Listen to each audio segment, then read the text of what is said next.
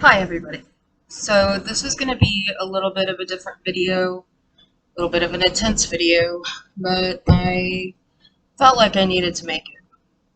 I don't know if you've seen on Twitter or on CNN, the news stations, that Paris Hilton is pushing for a new bill in Congress called the Stop Institutional Child Abuse Act to get the government to crack down on the whole troubled teen industry here in the US.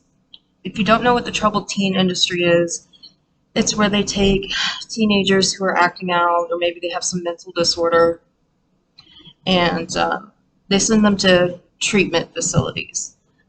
Some of these are legitimate facilities. I was at two legitimate facilities. I was at one that was not. And I'm here right now to speak up for the kids who cannot speak for themselves. Many of them are actually dead. I know one, two, three, at least three, four. I know four who have passed away since leaving the treatment facility that we were all at, and I know of a student who committed suicide in her closet. This is the story I heard. It was a few years before I got there, but there were a lot of kids there who knew this particular student, and I even remember her coordinator. We called them coordinators at my facility. It was called Happy Hill Farm. We called them coordinators. Really, they were just like house parents, and the house parent found her hanging in her closet, tried to give CPR, and she passed away. And I think they had gone to like some kind of group event across the farm. It was a very big like working farm. They had a 4-H program, which I was not allowed to participate in. It was kind of advertised as like, you take these troubled teens, they work with the animals give them therapy. I didn't see any animals there. I mean, I saw them, but I didn't get to participate in 4-H. Never really told me why.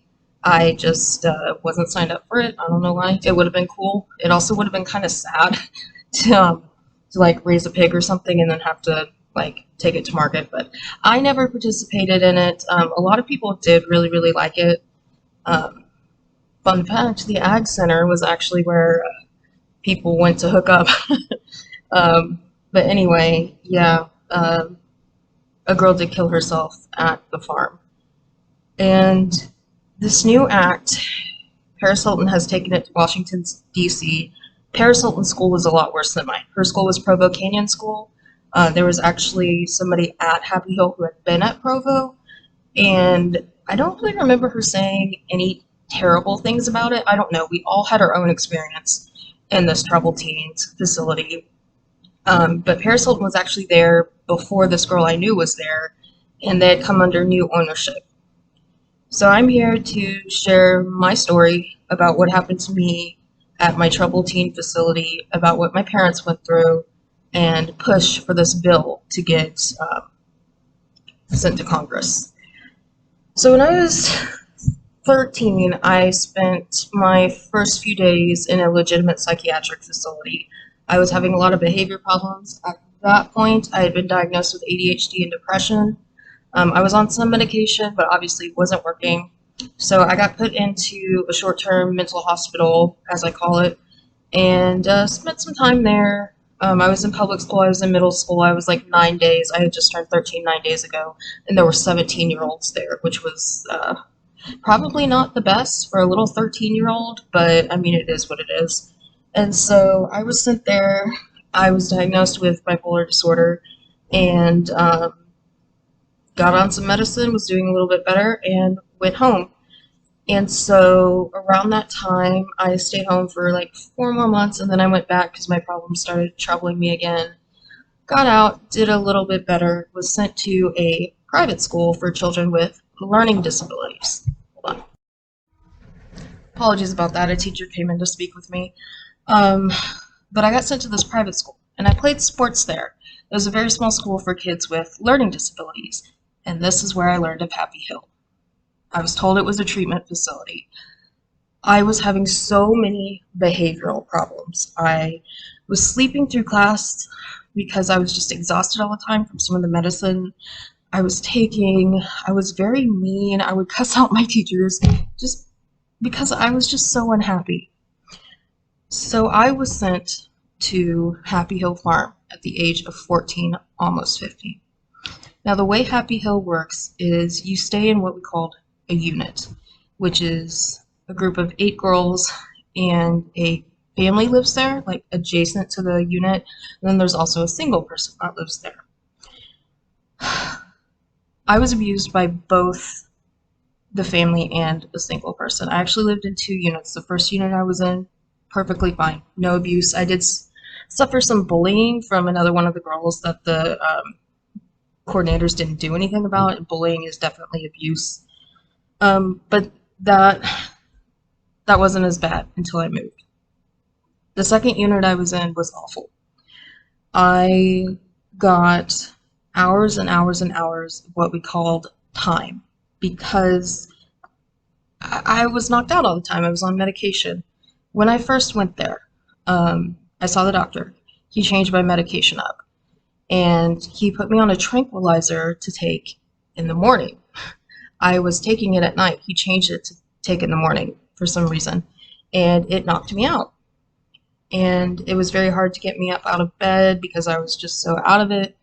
I would fall asleep while I was doing chores. I would fall asleep in class. And so there were 2 ways I would be punished. I was punished with what we call time. We would have time. We would be like, it's time out, where we could sit at our desk and read, write, and draw. So I would sit at my desk and read all day, every day, while my friends were having fun, kind of like in the living room, and I could hear it all, and it was not fun. It was torture. Every day after school, we would go to athletics, and that's where we would serve detention.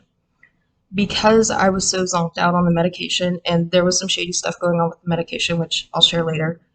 Because I was so zonked out on the medication, I would fall asleep in class, which is funny because I had all A's there, even though I was asleep through half the class. So I should tell you something. But I would fall asleep, so I would serve detention in athletics.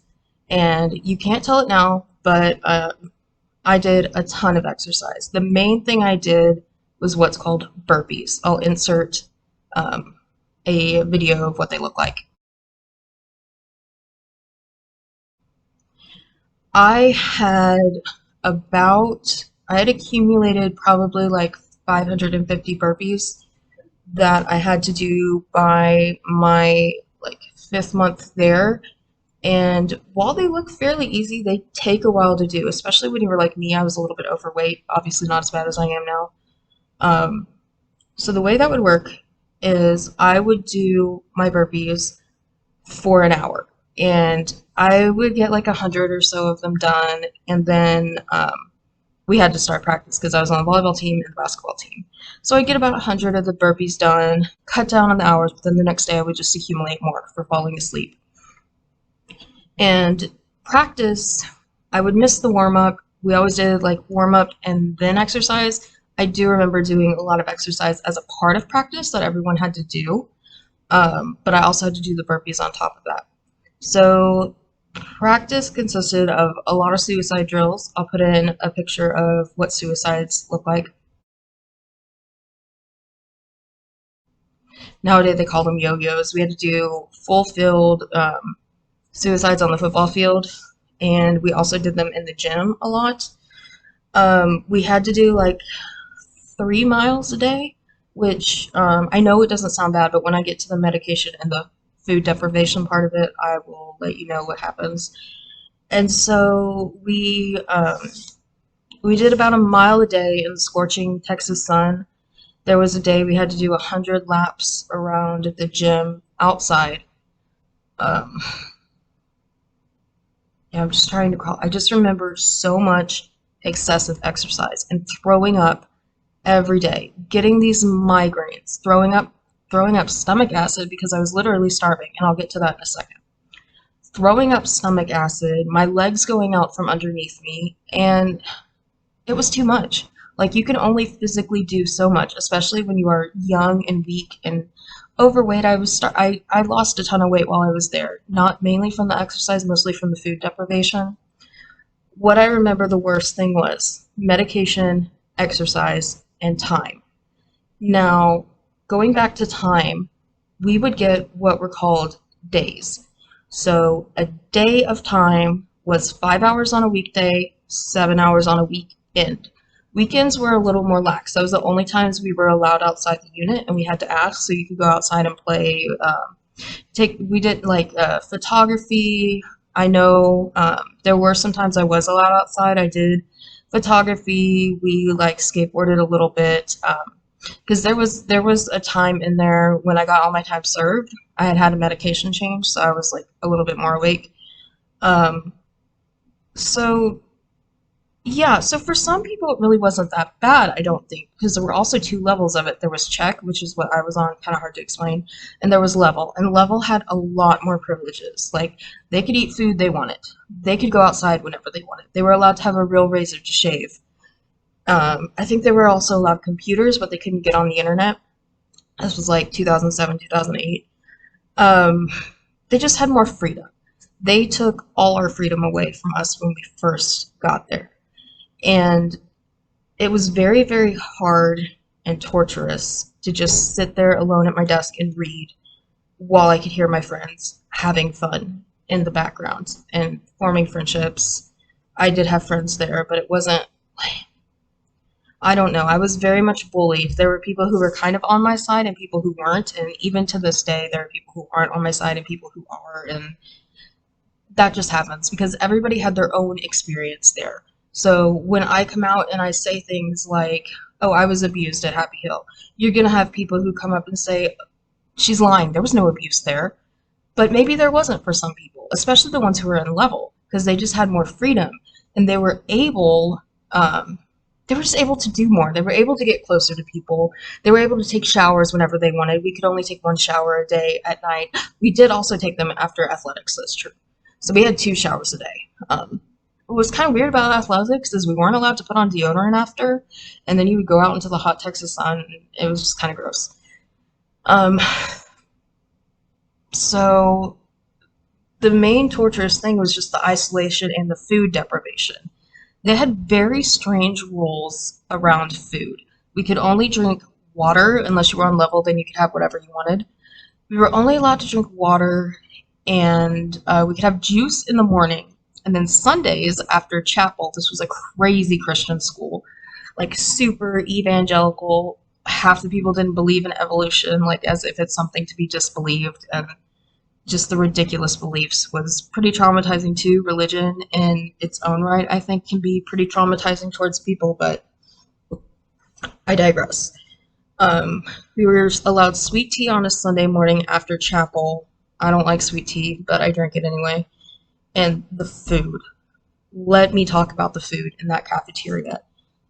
It was the most disgusting thing I've ever tasted. And what's funny is a lot of people actually liked it. I hated it. It made me sick to my stomach. There were only a few dishes that I was able to eat. I was able to eat the baked potatoes. Sometimes they had fajitas. I was able to eat that. And they had those little microwave pizzas that weren't very good, but I was able to eat them. So those are the 3 meals I remember being able to eat without getting sick. Sometimes I don't know, there was like meatloaf, and it just depended on the day. I remember meatloaf, I remember fried pork, which wasn't good, and like, I don't know, I just remember it was awful, and I remember it made me sick.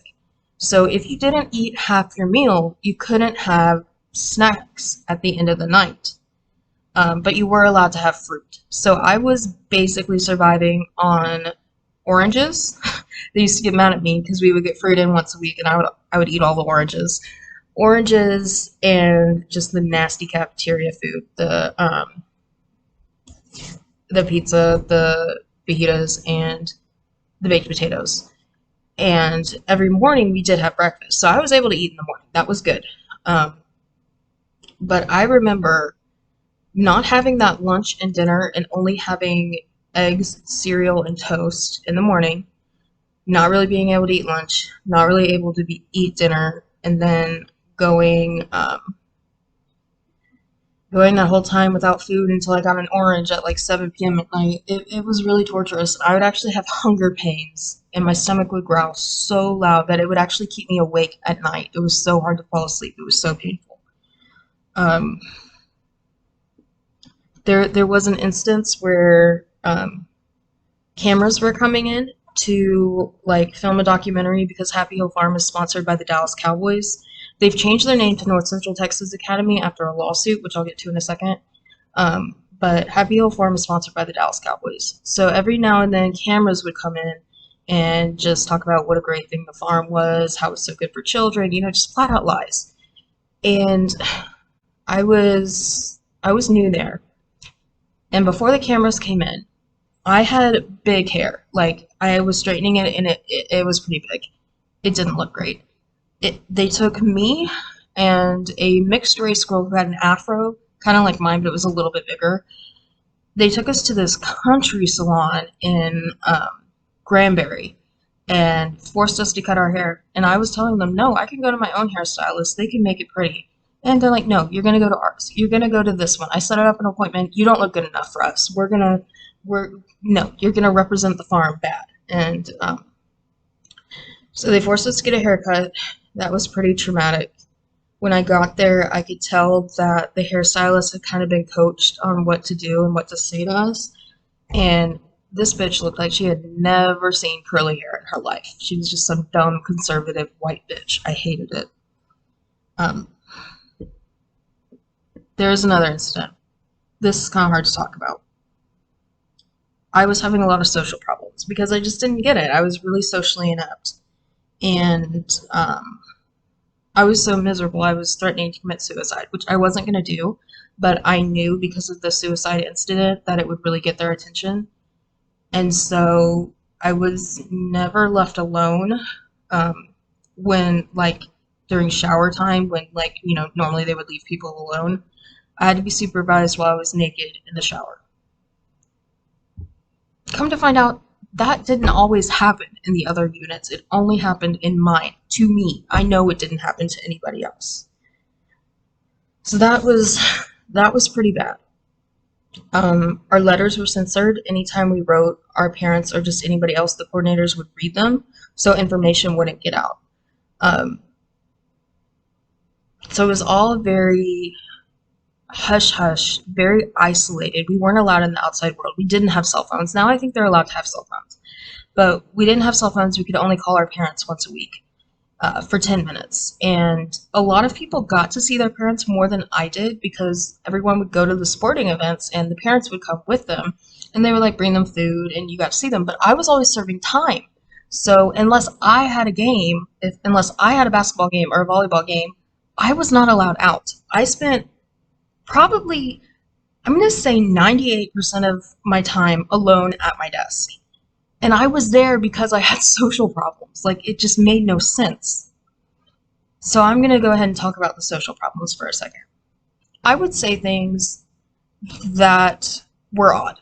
I remember there was a girl who had a lot of trouble there, and I was kind of insensitive to her. And later that night, all night, I was up because I had noticed some behavior in her. I have an autistic brother, so I recognize autism when I see it. And the next morning, I was really slow in the morning, like particularly slow. It was bad. And so I went to the coordinator and I told her, this has kept me up all night. This is why I was like this in the morning. I told her, I think the girl is autistic. And she just started laughing at me. This is my impression of her. Good one. Good one. And then she left. I mean, they just wouldn't listen to me. There is another instance where I was very socially inept. There was a new girl who was there, and she was going to be the first in her family to graduate high school. And like her mom dropped out, and she was feeling the pressure. And that really reminded me of my cousin, who was valedictorian at his high school. That was the last graduation I had been to.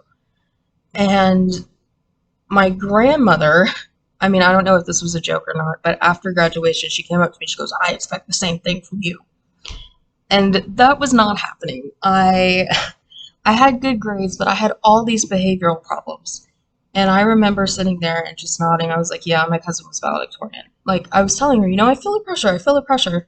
And everybody was like, I guess getting on to me, and I didn't like get it because later the coordinator was like, the other girls are trying to tell you, like, you don't say stuff like that. And now I realize, yeah, you don't say stuff like that. But in my head, I like thought I was being nice. And I obviously didn't understand. And I kept getting punished for this stuff. And there was another girl, the same one I was not very empathetic towards and felt bad about. She liked to cut herself. The way they would punish you for that is giving you 7 days of time. So you would sit at your desk alone with your thoughts. And in a way, I can kind of see the logic behind the serving time thing because it was like, okay, you get mad, you throw a chair, go sit down, cool off, come back and apologize. But when it gets to the point where you're sitting there for 5 hours a day, on weekends I was probably at my desk 16 hours a day. Um, yeah, not good, not good. It's just bad. Moving on to the medication. There have been two lawsuits.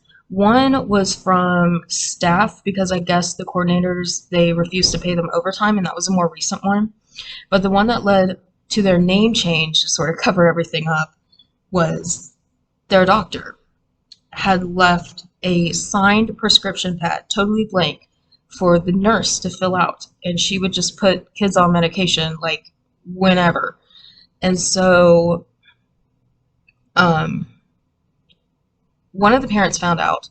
One of the staff blew the whistle because she was able to see, she was like going to get prescriptions, and she noticed a kid who had only been there for 2 weeks, and we only saw the doctor like every 6 weeks or something, and she saw he was on Adderall. She's like, this kid hasn't seen the doctor yet. How is he on Adderall? So she blew the whistle. And there was another instance where a boy had cheeked his Adderall, which is, if you don't know what cheeking is, it's just like you hold the pill in his cheek and take it out. And he had given it to somebody else. Well, that boy overdosed on it. And they told him, if you tell us who did it, we won't tell anybody and we'll let you play in the basketball game. So he told. Well, turns out he got seriously hurt in that basketball game and had to go to the hospital. And his grandparents were there. And his heart rate was way too high. And they're like, why is your heart rate so high? It shouldn't be this high. You've rested. And so he told what happened. And I guess the parents, the grandparents, I don't know, took out a lawsuit. So the shadiest thing that happened there was definitely with the medication. And I remember trying so hard to get these people to understand, no, I have a doctor at home. He knows me better. I want to go get medication from him. And they were like, no, you have to go to the doctor here.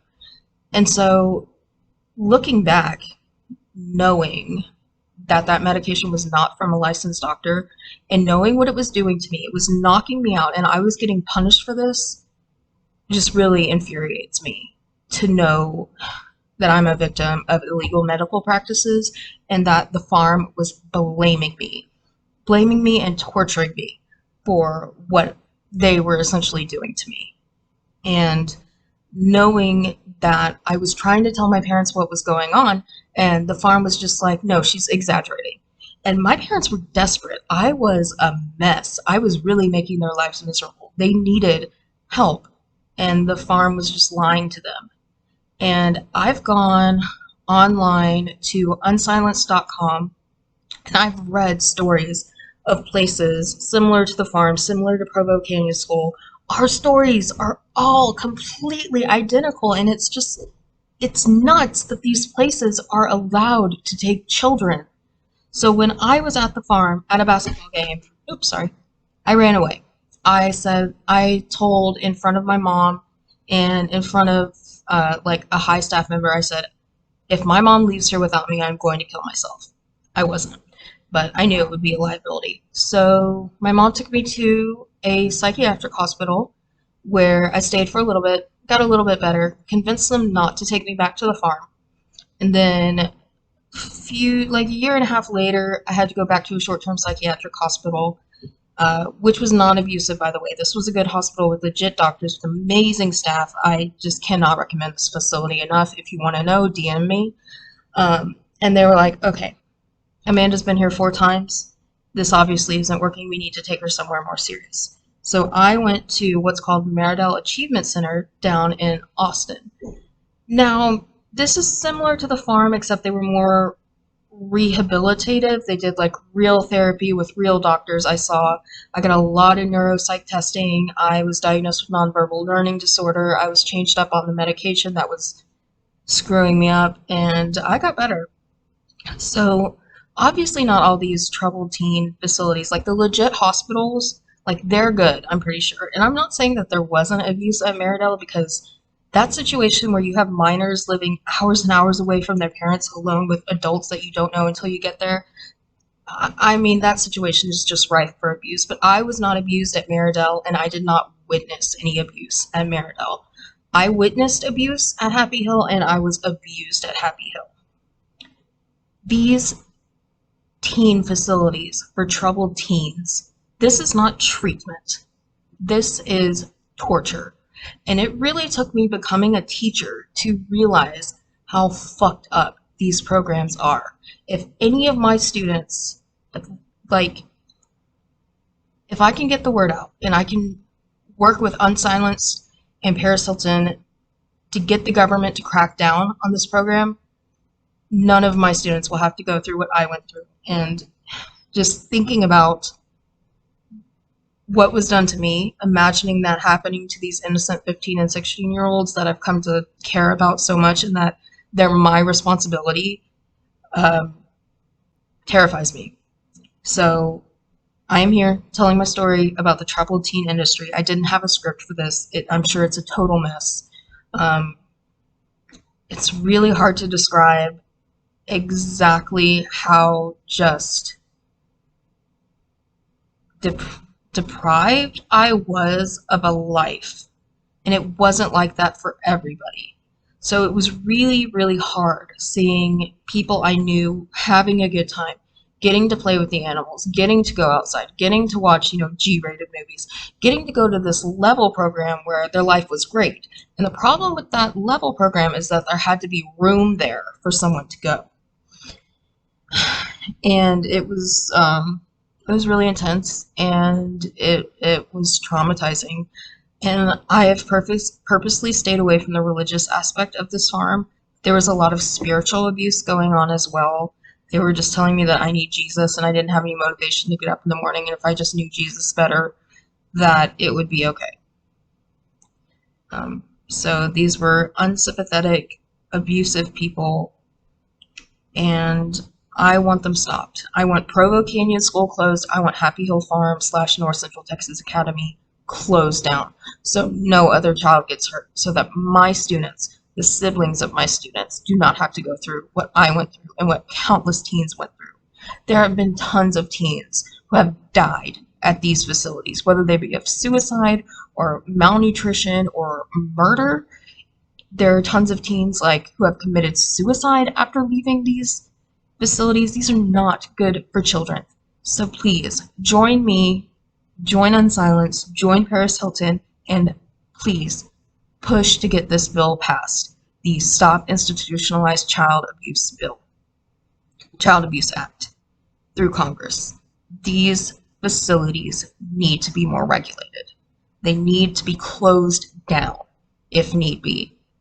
I think Provo Canyon School is the worst of the worst, and I will say that it was worse than Happy Hill. But Happy Hill was pretty damn bad, and it did a number on my psyche. And maybe I'll make more videos kind of coherently explaining this, but it's just so chaotic in my mind. It's hard to express my feelings at that time. So that's my story with Troubled Teen Inc., I guess we'll say. So this was not a BookTube video. This was very personal. This is a very politically motivated movie. It's not a movie. So I'll leave the link below to Unsilenced. And if you or someone you know, parent, sibling, whatever, has experience at these troubled teen facilities, please write your testimony. And they won't use your name unless you want them to. And please, more attention needs to be brought to these facilities, and they need to be shut down. So that's it for me. That was my experience, and I hope the government cracks down. See ya.